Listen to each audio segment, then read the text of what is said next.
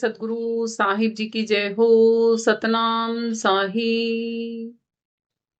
हे साहिब, आपका अनंत अनंत शुक्रिया, अनंत अनंत आभार। साहिब जी आपकी सर्वदा ही जय जयकार। आदरणीय सर्व संतों की जय हो। उपस्थित आदर के योग्य सभी जीवात्माओं को मेरा नमन। सतनाम साहिब। आप सब में बैठे परमपिता परमात्मा को शत शत नमन। कभी कभी हम ये भी कहते हैं ना, गुरु ध्यान से बनाना चाहिए, बोलते हैं ना। अगर आपने अपनी तरफ से गुरु पूर्ण रूप से अपनाया है, पूर्ण रूप से आपने गुरु को श्रद्धा भाव से पूर्ण रूप से, गुरु अगर अधूरा भी है ना, अधूरा भी है, और आप पक्के शिष्य हो, तो आपको भवसागर से पार होने से कोई रोक नहीं पाएगा। अब वो कैसे हो सकता है? एक बार एक पंडित जी के पास एक औरत चली जाती है सत्संग सुनने के लिए। कीर्तन जो भी वो करते थे, उसको पता था कि भाई गुरु बनाना चाहिए, और भाई गुरु बिना गति नहीं होती, जैसे हम आमतौर पे बोलते भी हैं, बोलते हैं ना। तो वो चले जाते हैं। वो नॉर्मली फूल बेचने का काम करते हैं, और उनको उस समय पे 2 टका आने जाने का, नदी पार करने का मेहनताना देना होता था। 2 टका जाने का, 2 टका आने का।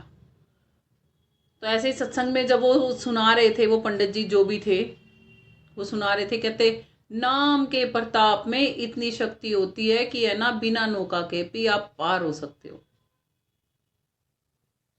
अब भाई वो तो रोज का उसका प्रैक्टिकल था, रोज नौका में बैठ के आवे थी, 2 टके भी खर्च करे थी, बेचारी सीधी सादी सी थी। बोली ये तो बढ़िया बात है, बोली आज तो ये नाम में ले जूं, कम से कम 4 टके तो बचा करेंगे रोज के, है ना। क्योंकि अगली के अंदर में विश्वास पक्का था, भरोसा था, और पूरी भाव था परमात्मा के प्रति कि भाई जब ये सुना रहा है तो परमात्मा की बात है, सच्ची होगी। जब परमात्मा का नाम देगा तो काम भी करेगा। अगली का तो भाव पक्का था ना। अगली ने क्या करे, वो 4 टके पंडित जी को दे दिए, जिन टकों से वापस जाना था। 2 टके तो वे दे दिए, जिससे वापस जाना था 2 टके एक्स्ट्रा दे दिए कि कल को वापसी आना भी तो है, क्या पता मैं पंडित जी के पास आ पाऊं कि नहीं, आज ही चढ़ा जाती हूँ। Advance, in advance. एडवांस में कोई चढ़ाता नहीं है ना, वैसे इन एडवांस चल रही थी वो। तो वो क्या किया, कहती मेरे को तो है ना वो नाम दे दो। अब वो नाम दे दिया उन्होंने, ओम नमो भगवते वासुदेवाय। उसके लिए तो नाम थोड़ी ना था, उसके लिए तो नौका थी वो पार करने वाली। भाई नाम लो और नदी पे को भी चले जाओ। अब अगली ने तो इतनी शिद्दत से उसको जपा, इतनी शिद्दत से उसको जपा कि वह नदी पे है ना ऐसे चलती थी जैसे नौका चलती है। अब उसका और भी भाव बन गया। अब जब इतना भाव बन गया, भाई किसी के बनते बिगड़ते काम बनने लग जाए, तो सामने वाला चाहे अनाड़ी भी क्यों ना हो, उसके प्रति भी भाव बन जाएगा। अब होगी उस सामने वाले की चेकिंग, देखना अब सामने वाले की चेकिंग होगी। अब उस बेचारी के अंदर में और ज्यादा भाव आ गया। तो बोलती पंडित जी मैंने सुना है जब है ना गुरु जी को घर पे बुलाता है ना तो और भी अधिक लाभ होता है, तो चलो मैं आपको लेने आई हूं, आज तो आप मेरे घर ही भोजन ग्रहण करना। और पता है आपने जो वो नाम दिया था ना, वो तो वाकई में बहुत ज्यादा चमत्कारी था। कह रहे क्या हुआ बेटा, कह रही अब तो मेरे ना नौका के पैसे भी नहीं लगते, मेरे सारे पैसे वो बच गए, और मैंने उसी से ना भोजन का आयोजन किया आपके लिए, आप चलो मैं आपको कराती हूँ। अब वो पंडित सब शक पकाए कि भाई ये बता रही है जो बातें सुन के ही मेरे को तो अचंबा हो रहा है। अब वो नहीं जिद्दी पड़ गई, नहीं जी चलो चलो। वो कहता ठीक है चलो। अब आगे नदी के पास बोली चलो, आगे आगे गुरु पीछे पीछे चेला, पहले गुरु चलो आगे आगे। अब उस पंडित जी ने तो जान दे नदी के किनारे अपनी धोती टांगी पहले। तो बोली गुरु जी आप ये क्या कर रहे हो। बोला अच्छी पागल है, बोला नदी में गिल्ली नहीं हो जाएगी। बोली तू किसा गुरु, तेरी धोती गिल्ली हो जाएगी, ले मैं तेरी चेली रही, और मैं नदी पे को टप टप चली जाऊंगी, तेने डुब्बन का भय। तो किसा गुरु?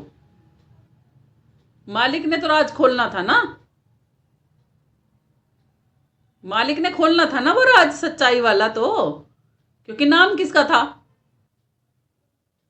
उसके लिए तो मालिक का नाम था, उसके लिए तो एक परमात्मा का नाम था, उसके भरोसे चली थी वो तो। अब देने वाला चाहे झूठा ही था, दे तो उसको सच्चा दिया, अगली तो सच्चा सौदा करिया ही। देने वाले के तो देने वाले में वो नहीं थी, क्वालिटी नहीं थी, उसने जब सच्चाई पर खानी था बिना उसके ही बोल दिया, खुल गई ना उसका पोल पटारा वहीं पे। खुला कि नहीं खुला? अब वो बोलती है ले मेरी बाजू पकड़, ले मैं तेने पार लगा के दिखाती हूँ कैसे लगते हैं। इतनी शक्ति होती है। कहते हैं अगर एक शिष्य सच्चा है ना, अगर उसका झूठा गुरु भी है ना, और वो अपने झूठे गुरु पे भी पूर्ण शिद्दत से विश्वास कर लेना कि मेरा गुरु सच्चा है, बस मेरे गुरु के आगे मीन मेख नहीं कुछ भी, जो उसने दे दिया, चाहे भले ही उसने जहर दे दिया, जहर भी पीना है तो वो अमृत बने ही बनेगा, उसको कोई विष बना ही नहीं सकता जी। ये होती है। कहते हैं अगर एक शिष्य भी सच्चा हो ना, तो वो अपनी उससे सच्चाई से पार उतरेगा। मालिक कहां खड़ा है? क्योंकि सच के साथ मालिक खड़ा है, सच के साथ। समझ में आ गई आपको? इसका मतलब ये नहीं है कि आप किसी भी झूठे गुरु को गुरु बना के बैठ जाओ।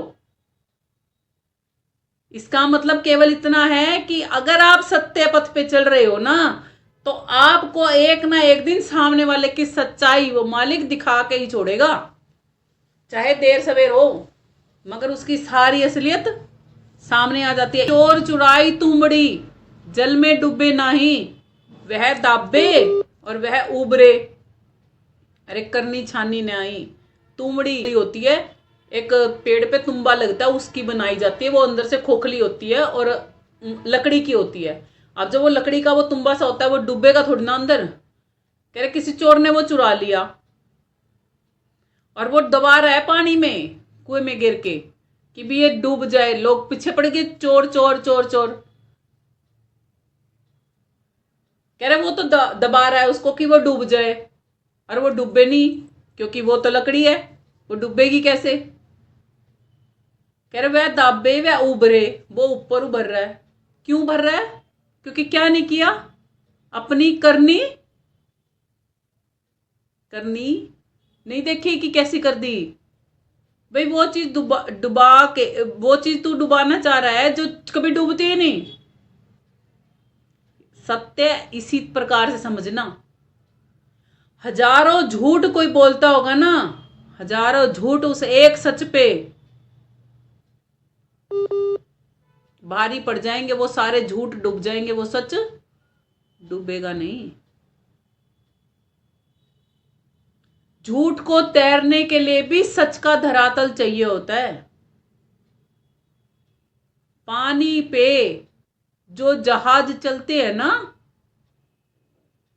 पानी पे जो जहाज चलते हैं ना, जिस पे कई कई टन लोहा लदा होता है, उनका भी बेस लकड़ी का बना होता है, क्योंकि लकड़ी पानी में नहीं डूबती। लोहा पानी में डालोगे तो बिना लकड़ी के सारे लोहे को डाल दो पानी में, डूबेगा कि नहीं डूबेगा? डूब जाएगा ना। तो लकड़ी क्या प्रमाण कर रही है? कि सत्य कभी डूबता नहीं। और लकड़ी हटा दो और लोहे को फिर डालो पानी में, डूबेगा ना। इसीलिए कहा जाता है संत ना होते जगत में। अगर सत्य ना होता ना इस दुनिया में, तो ये दुनिया असत्यता की कभी चल ही नहीं पाती। सत्य क्या है? आत्मा। सत्य क्या है? परमात्मा। और आत्मा और परमात्मा को इस दुनिया में से हटा दो, फिर ये देही चलेगी क्या? सत्य से ये झूठी काया चल रही है ना, ये झूठा कारोबार चल नहीं रहा इस दुनिया का। किससे चल रहा है? ताकत किसकी है? सत्य की है, सत्य की। असत्य की ताकत को भी चला देती है सत्य की ताकत। देख लो कितनी ताकत होती है सत्य में। और फिर हम अपने सत्यता को छोड़ के असत्यता में गमन कर रहे हैं।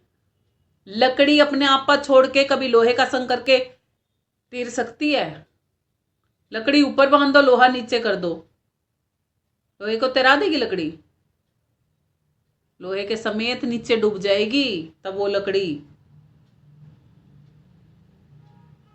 तब वो लोहे का वजन क्योंकि बहुत ज्यादा होगा और लकड़ी का वजन कम होगा और उस पर बांध दी और नीचे फेंक दी पानी में, तो क्या नीचे नहीं चली जाएगी वो लकड़ी? ऐसे ही हम असत्यता में इतने डूब चुके हैं कि अपने सत्य प्रमाण को भी भूल चुके हैं। जबकि उसमें कितनी ताकत है, इस सत्य आत्मा में कितनी ताकत है कि सह शरीर अपने आप को तार सकती है, असत्यता को भी तार सकती है। साहिब सह शरीर नहीं गए थे क्या? यहां से उड़ गए थे ना?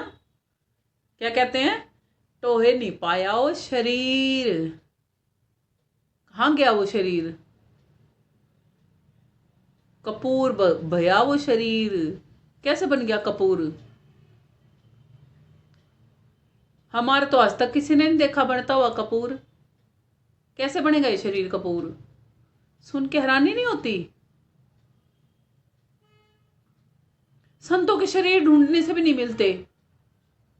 हैरानी नहीं होती सुन के? हम उसी दुनिया में रहते हैं, इस दुनिया में आए थे संत, और हम में एक भी लक्षण नहीं संतों के, और हम चाहे हम भवसागर से पार हो जाएंगे। अरे कैसे?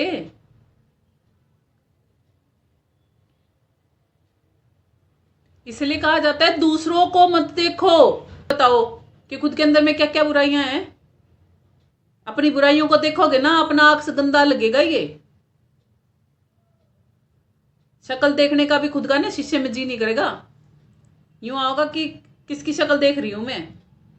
जो इंसान अपने साथ 10 मिनट नहीं बिता सकता एकांत में, और वो चाहता है मेरे साथ दुनिया समय बिताए, कैसे बिताएगी?